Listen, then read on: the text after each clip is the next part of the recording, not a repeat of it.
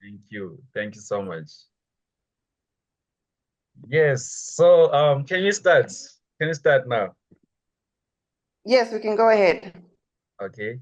So, how did your early aspirations influence your path towards fashion design? I think growing up, I come from a very creative family. I Yes. think it's just a part of like my upbringing and what I was surrounded by, but it wasn't necessarily considered a career. These were just like hobbies that people had Yes. in my family. It was just a certain way of living and existing that was very creatively inclined. So, for example, with my grandmother. She's the type of person you'll go to Kumusha 1 week. Yes. Um, she won't have like a design there, but then 2 weeks later you go there, she's made her own washing basin, she's put mosaic on it, and should have done it all by herself. Yes. So I think that's where the creativity comes in of just using your hands to create beautiful things and also using what you have available to you to create beautiful and functional things. And I'd say my mother has the same characteristic. She was always upcycling. She would never waste anything. She was always reusing or finding very creative and beautiful ways of reusing things. And then even my aunt, she was a seamstress, but she was the only seamstress as a profession. Um, and then, yeah, like I just feel like there are just so many different examples of people within my family that were just very creative. So it's something that I think was in my bloodline, Yes. that I came up with, that I sort of adopted. And it was only later when I actually realized that, oh, okay, this is probably part of my creative inheritance that I've Yes. taken on. And that now I'm carrying it through in a profession such as fashion design and textile art. So I think it all sort of started there, but at the beginning, I didn't intentionally engage with it. And so, you know how life always falls together as you live life, you sort of discover yourself along the way. So I Yes. think that's my story. I discovered myself along the way, but the thing that I discovered about myself was always there. Wow. Wow. Yeah. That's so amazing. That's so amazing. Um, Mm. it's so crazy you put it that way because like most of the times some things that we like that we ignore, they always like turn out to be like the Mm. DNA is always there. It's always there. And Yes. then Yeah. like you'll be ignoring it along the way. Like my mom, like she was a seamstress.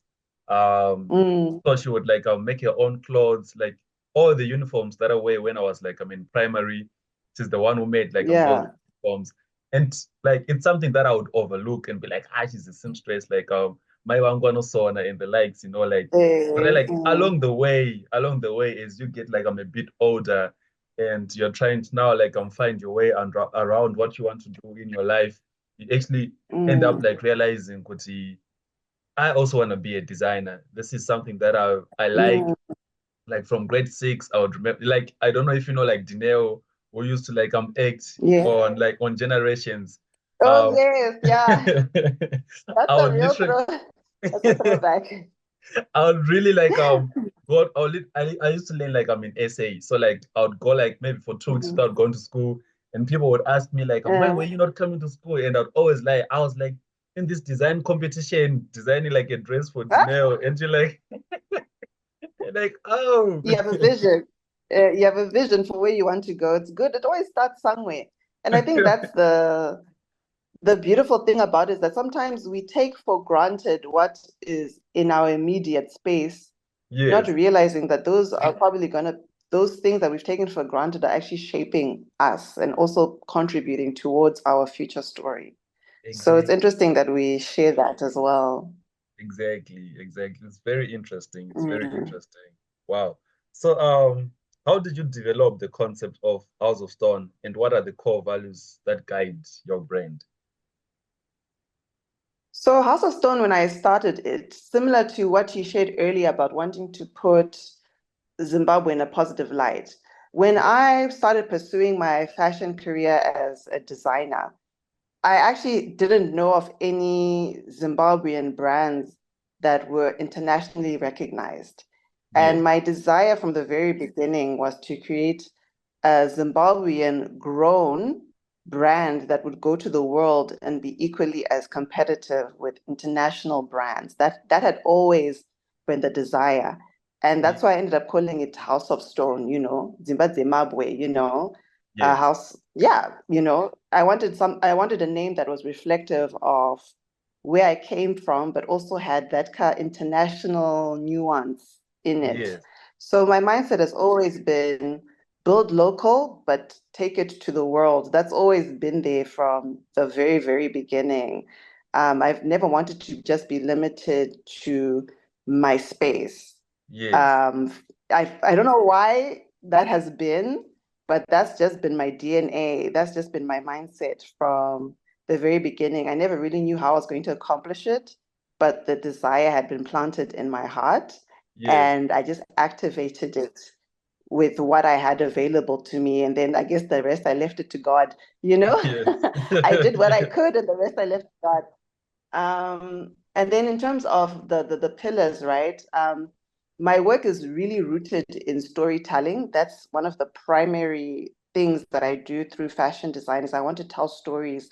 I want to tell nuanced Zimbabwean slash African stories from an alternative perspective because I Yes. feel like fashion is a conversation. It's a conversation of who we are as a people, where we've come from, where we see ourselves today and where we also see ourselves going. Yes. And another area that I focus on is sustainability, in Yes. particular waste reduction, and Yes. also the sort of materials that I use. And also another aspect is collaboration. I am huge on collaboration, and I think collaboration is something that I've always loved working with people. I love just vibing, sharing ideas with people. I think when people learn how to work together, that's how you get the best outcome. And I think the reason why people think that House of Stone is so amazing is because I've been blessed enough to be able to identify other talented people's gifts. I've been granted, I guess, confidence to approach them Yes. and ask them to work together and that they have been willing to say yes to partner Yes. with me and to collaborate with me.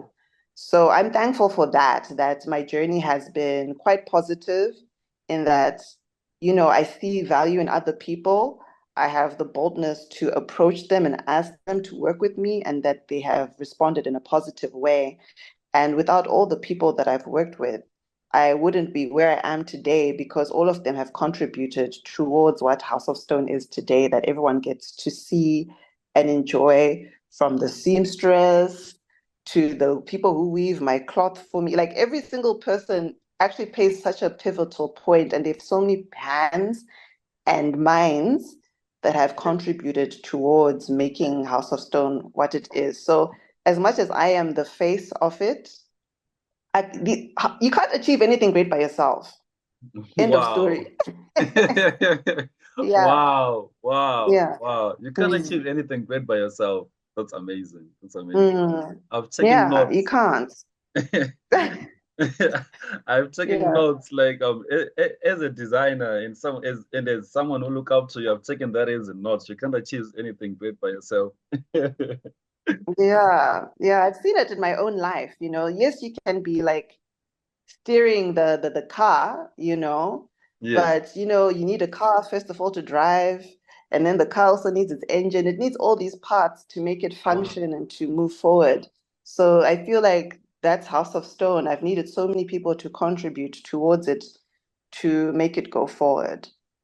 Wow. Wow. That's a beautiful Mhm. analogy. Thank you. Yes, yes, yes.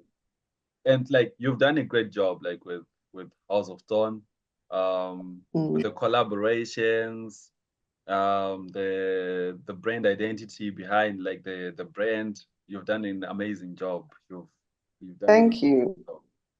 Um, Thank so you. I can you appreciate it. so can you describe your creative process from initial inspiration to final product, and like how do you balance your personal vision with the demands of the market?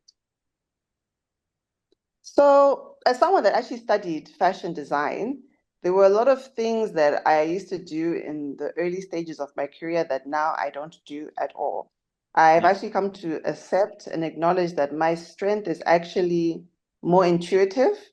Yes. So I try to lean into what I gravitate naturally towards in terms of what's in my immediate environment that Yes. I find interesting. And I also like to take objects, material culture, local traditional material culture out of one context and put it into another. So, for example, what I mean by that is, for example, you've seen in some of my campaigns, I'll have a binga basket. A Yes. binga basket is either something that you use to sieve my beans or you put it on your wall as decoration. But I said, why can't this be a fashion item? The same Mm. way with those like I don't know, those leg shakers, like those shows for the leg when the Eh, dancers wear them. yes. I also said, why can't this be a neck piece or like some kind of accessory? So I feel like I always like to look at these traditional material cultures that we have in Zimbabwe and take them into a high fashion context. And I Yes. like to ask the question, why not? Why can it not be high fashion, you know? Yes. Why not? Um, yeah, why not? Like, who gets to dictate or determine? I feel like for the longest time, as Africans, we're trying to fit into the definitions and the mold of what the West has set as the standard. And why should we be made the followers when in actuality they come to Africa all the time, stealing our culture, stealing our trends, and Yes. profiteering off it? Thereby, it means that we actually should be the ones dictating what fashion is. We should be dictating the terms because a Yes. lot of what we see on the runway is influenced by our cultures. Yes. Yes. So, yeah, so when I'm looking at process, as I said, I'm very intuitive. Um, it's quite erratic, but I think I'm lucky that my business is still quite small, so I can still afford to do that. As it grows, I will probably have to adjust because now when you're trying to communicate things to a bigger team, um, sometimes a structure is required. Being a bit more intuitive allows you to be a bit more fluid. So you Yes. can go left if you decide you want to go left if it's not making sense to keep going right. Yes. And how I've integrated that into the market. Well, luckily for me, I've been doing it for some time. I always say that House of Stone is like a public experiment that everyone's getting to see my experiments, Yes. and I just put them out publicly. Yes. And by sharing it publicly, I also get people's feedback. So through that feedback, how it comes back to the commerce is that then it helps me to dictate out of all the things that I've created, what am I going to put into retail? What am I going to focus on? What am I going to promote as a product that I'm going to sell? And it Yes. doesn't just exist in the realm of marketing because there are certain photo shoots that I have, there are certain runway productions that I've had where it's purely promo, Yes. but it might not necessarily make it into retail. It might not even make it into my lookbook, but it also provides my audience with an opportunity to see my range and scale of what it is that I can produce. But Yes. at the same time, it might not be practical for me to put some of those pieces into a real retail shop, but at least it's beautiful enough to grab people's attention for them to then follow House of Stone and to be curious to see what else we have available to us. And I've used this structure because I'm a small business. Yes. And sometimes when you're a small business, you sometimes have to think alternatively just to get people's attention. Yes. Yes. So that's what I've sort of done with marketing. And that's why I feel like I focus a lot on my stories or my visual stories so that they're exciting, to grab people's attention. And then thereafter, we talk the commerce. Yes. So Yes. yeah, that's sort of how I've structured it. And I think for this year, what I've been focusing on is working with boutiques, smaller niche boutiques that have Yes. a specific aesthetic, that don't want a lot of quantities because at present I'm not a mass production brand, I'm a small scale brand.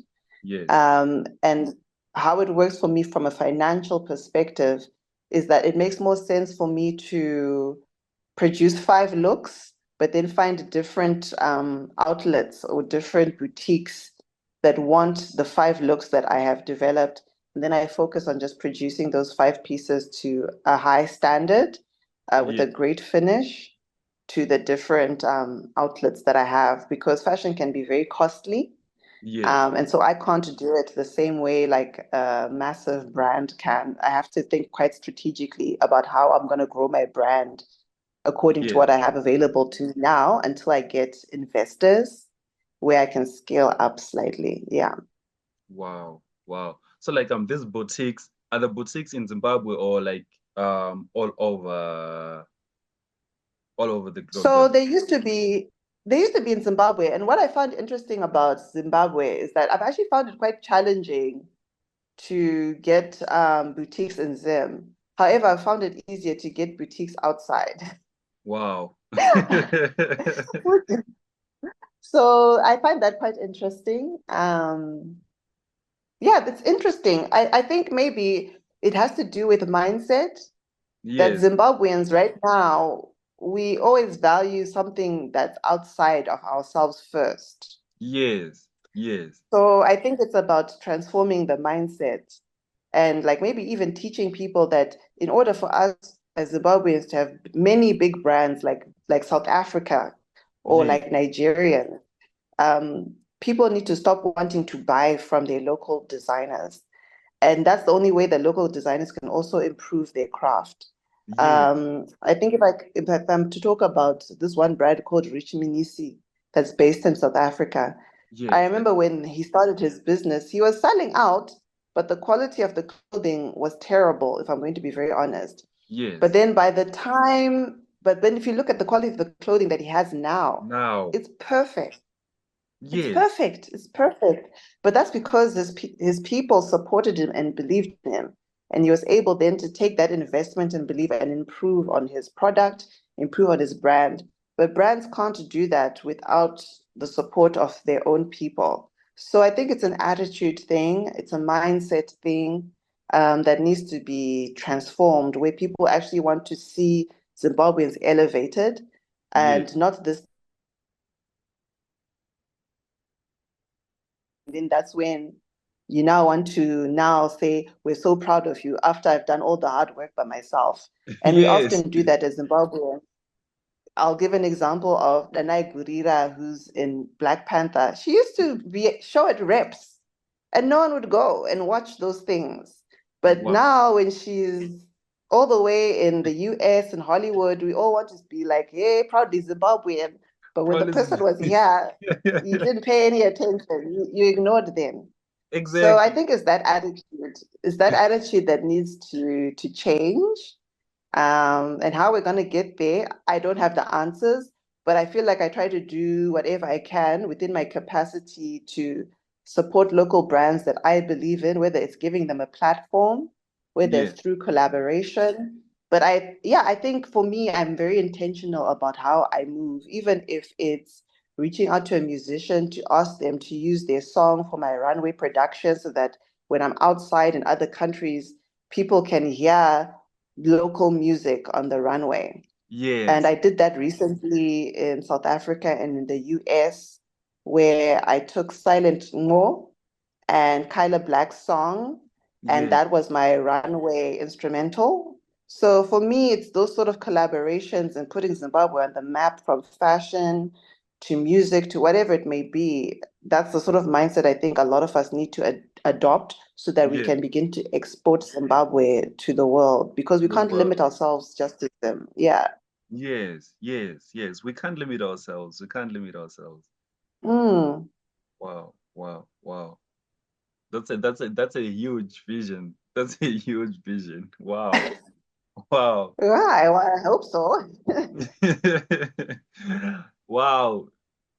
I'm out for words, like the way you just put it, the way you just put it, it's so amazing. It's so amazing. We are the ones we have to Thank act and export like ourselves to the world and not you. be like Mm. consumers, people who are consuming like things from South Africa, Nigeria, but we need to consume Mm. our own local. Yes. Yeah, that's how things will improve. And Yes, that's actually how we increase our middle income class by producing and exporting.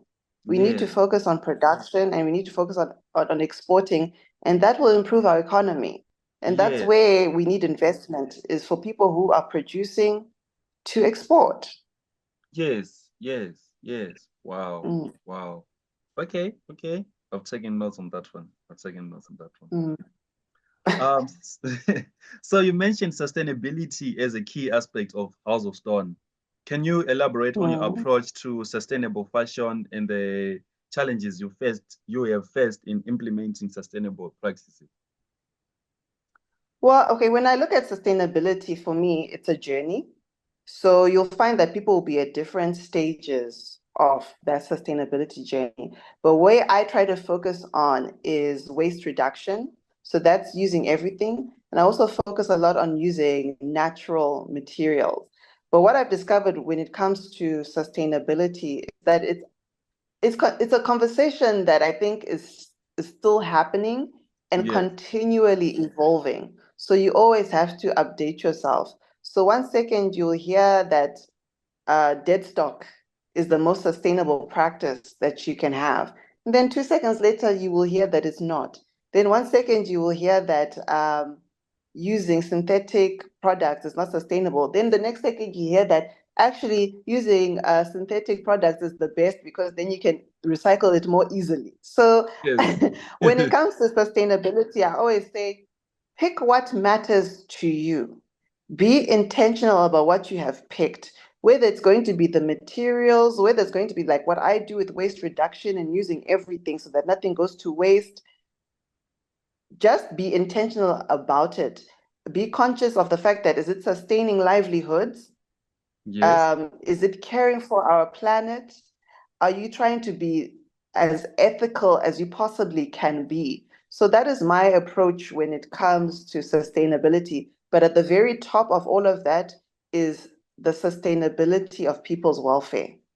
That is yes, the most important thing to me, is that is my business, one, sustaining myself? Is it sustaining my team? Am I able to pay my team fairly for yes, the work that they do? Will they have a job 3 months, 6 months, a year, 2 years from now with yes, what I am doing? yes, And then secondly, are we creating designs that are not wasteful? yes, So waste is stuff that you now have to throw away. Now need to burn it. You know, we need to rethink the way we design in a way that is useful and not yes, wasteful. and not waste. So that's my approach. Yeah. So that's my approach to sustainability. And I think when it comes to waste, I've sort of adopted my my family's way of thinking, where it says use everything you Use have, use everything you you have. know, use everything you have, let nothing go to waste, maximize on what you have. So Yes. that's how I practice. Wow, wow, wow. Use everything you have. Don't let anything go to waste. I've taken notes. Mm, Yes, I'm taking notes. You yeah. know, like the way you put it, and it's like this. Mm, Um, growing up as people, as human beings, like we always want everything to be like in position. I won't start doing this because of this. I need this, I need a mm, laptop, I need a studio so mm. that I can start like working. But the way you're putting it is just like use what you have around you. Use what you Yes, have. Those are the yeah. resources that you have, which is amazing. And people wouldn't believe it, and I probably had more than other people had before I Yes, started my business. But before I started House of Stone, I worked for a year and I managed to save 2,000 US dollars. And then I moved yes, back to Zimbabwe. And at the time I really thought the 2,000 US dollars was a lot of money. yes, But yes, what I managed to do is I managed to buy my first machine and overlocker. I managed to buy all my rulers, all my pattern making paper, and my first batch of materials. And it was finished. and it was finished. And I only managed and it was finished. And all I managed to have was to pay my seamstress for 1 month. So it meant that I had to sell. Otherwise, next month, she won't have a salary and I won't have a Yes. salary. Yes. So when we talk about using what you have, 2,000 to someone is a lot, right? But Yes. someone might even have way less than what I have. Maybe Yes. all they have is maybe even $20. So that Yes. $20, go and buy your fabric. If you know how to sew, hand stitch, hand Yes. stitch your product and sell it to one person for a markup. And then from that markup, you repeat that cycle and you repeat that. It'll be slow, I won't lie. It's Yes. slow, it's difficult. But the thing is, I believe that God honors your effort. So Wow. when you start doing something, right, Yes. it's like suddenly you'll be like, ah, I don't even know where I got this money from. Even if I look back at my life and all the experiences that I've had, I knew where I got that 2,000 from, but everything else that follows, I have no idea where those resources came from. And I truly Yes. believe it's because I put action and doors started to open and people started to see, oh, this chick has got talent. Oh, Yes. she's actually quite good at this. Let's support her. Let's do this. And then it sort of unfolds like that, you know? Yes. And I've been learning as I've been doing. I've also been failing publicly. I've been succeeding publicly. Yes. But I Yes. think that's all a part of my journey. But at the core of everything, I just had to do something, you Yes. know, Yes. because if I had said no, $2,000 isn't enough, what, and I didn't start, then Yes. you wouldn't even be interviewing me today because you wouldn't even know about me because you wouldn't have seen anything from me. Yes. So I say start with what you have. I know some people that have started businesses with $200 and now they're making lots of money. Yes. So just start, make a $20, whatever. Like start with what you have. Everyone has been given something, some more Yes. than others, but we all have been given something. Yes. Wow. Wow. Yeah. Wow. Start with what you have. Start with what we have. It's so Mm, crazy. It's so mm, crazy. It's so important. Like starting is crazy. Starting is the most mm, like most difficult thing to do. But once you start, like mm. I've come to just notice that doors open, you know. Um, Yeah. I remember like when I started like doing interviews, it was like last semester, and I used to like talk Mm. to Asha Nyambi. I'm sure you know Asha, Takudze Nyambi. Yes, I know Asha. I would Mm, always like be like, bro, how are you doing this? How are you doing this? And it'd always be like, Zmiso, just write one article. If you write one mm, article, that's now like your CV, your resume. The next time that you want to yeah. interview someone, you send them like that same interview and say, I've interviewed this person. And I was like, okay. Mm, So I interviewed like this guy from America, Wise Boy Jeremy, gave me an interview. mm, I just wrote it and I approached like Asha because I wanted it to be published like by Samora Central. And it was like, I'm not taking like mm, interviews at the moment. And then I just uploaded it like mm. per WordPress, created like a WordPress page, uploaded it there. And then I sent him Yeah. like a link. 2 weeks later, this guy out of nowhere, Richard Mudariki, is now based in Cape Town, Mm, approaches me and yeah. is like, I read your story.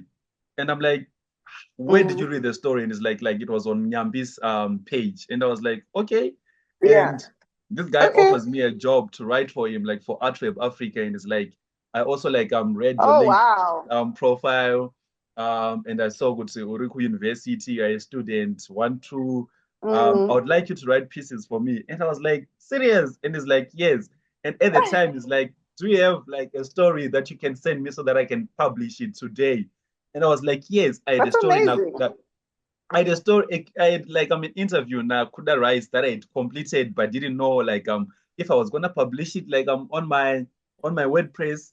And I was like, yes, I do. And it's like, send it over. I sent him like that interview with Kuda, and from Uh, there, like doors just it's started just been up and opening. up. Yes, and I Yeah, was, you see. So you are a testimony because you just sometimes have to take that small step. Sometimes you feel like, can I do this? How do I do this? No one knows me. But you know what? We all started with no one knowing us. exactly. Yeah, we all started with no one knowing us. You know what I mean? And it's only people that really believe in what they're trying to do, take the necessary steps.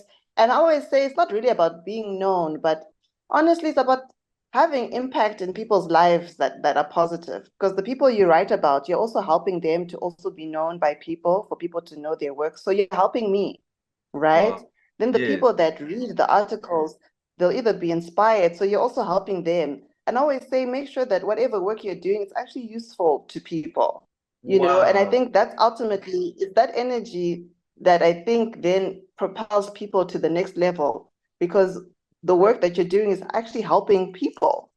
Wow. Wow. That's amazing. Mm, Thank you so much. I've taken notes on that. I've taken mm. notes. I've taken notes. Cool.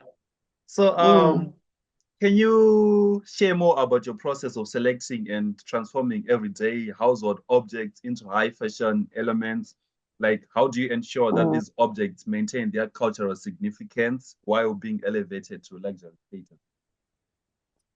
If I'm going to be very honest, they maintain their cultural relevance and consistency because I don't actually change them. I just change the use of them, Yes. right? And if Yes. I have changed something, it's very slight. Yes. I'll probably add like maybe an embellishment here or there, but generally, what I actually do is I take the product as it is, but I just put it into a different context so that Yes. it can be viewed from a different perspective. And I think that's how I function in life is how can we use this thing in so many different ways? You Yes. know, and why can't this thing be a fashion item? And I also think that sometimes not having too much in your life, I'll use the word lack in this instance. Sometimes when you lack, you are forced to think differently about things. Yes. So I know with some of my collections, I didn't have a lot of money. So I had to now use my creative muscle. And I Yes. remember just walking around in my house, and then that's when I was like, ah, these finger baskets, they're actually kind of cool. Let me use Yes. them as a hat. Wow. Or, ah, but those dancers from Bari, let's go to Bari and get those ningrikinis for the legs, and we'll use them. They're not expensive. So I Yes. feel like for me, my success is the fact that I'm solution orientated. I've often found myself with not enough money for the vision. So Yes. I'm forced to really flex my creative muscle. And that's how you end up finding me some of these strange things that now end up becoming like high fashion sort Yes. of Yes. things. Yes. Yeah. Wow. Wow. That's crazy. That's crazy. You're so like solution oriented. I remember watching one of the like of the outfits being worn by Kuda Rice. I think like it was at the fabric party. Yeah. And like wow. Wow. Even like the Uh, pieces that he provided for the interview that he shared with me, like that we did the pictures. mm, there's an image of him like wearing your pieces, and I was like, wow, this is just amazing work. yeah. Like, like it's so great. It's so great. Thank you. I appreciate that. Wow. Wow. Yes, yes. Crazy. So what are the biggest challenges facing the Zimbabwean and African fashion industries, and how can like these challenges be addressed?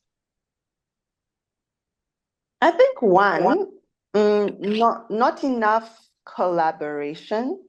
Not enough And collaboration. sometimes they can, yeah, and sometimes there can be a sense of clickiness, which to an extent, look, can be good and bad to a certain extent. And what I mean by it can be good or bad is that sometimes it's okay when you have found your group of people that you now know you can work with. Yes. But if you stick to the same group of people, you're not allowing yourself also an opportunity to grow beyond those people by not being a bit more inclusive of other people coming in and collaborating temporarily. So that's my thing about group mentality. And another thing is there's not enough institutional support. And Yes. actually, let me rephrase that. There's not enough meaningful institutional support that Support. is relevant to the creatives and what they need support with. You find Yes. that there are a lot of organizations, a lot of people that want to help artists, but for me, sometimes it often comes off like them checking a box rather than intentionally putting in the effort to do the research to find out exactly what creatives need support with. And I Yes. think in the creative industry, we don't talk enough about financing the arts. Yes. We Yes. need to have more conversations about money in the Yes. arts. in the art. about business in the arts. People Yes, treat it like it's a taboo conversation.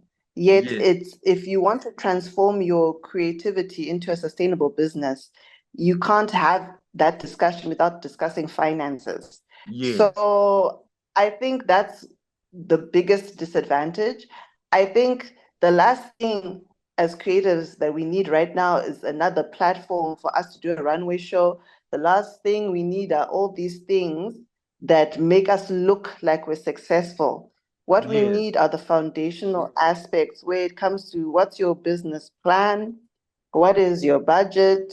How are you financing this? What are the 5 to 10 year goals that you have for this?